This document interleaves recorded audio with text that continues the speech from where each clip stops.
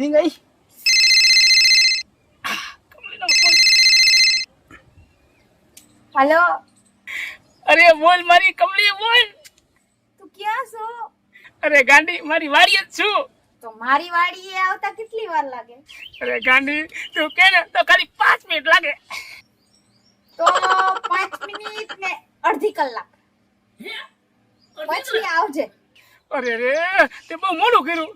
હવે મારે તે રહેવાય છે નહીં.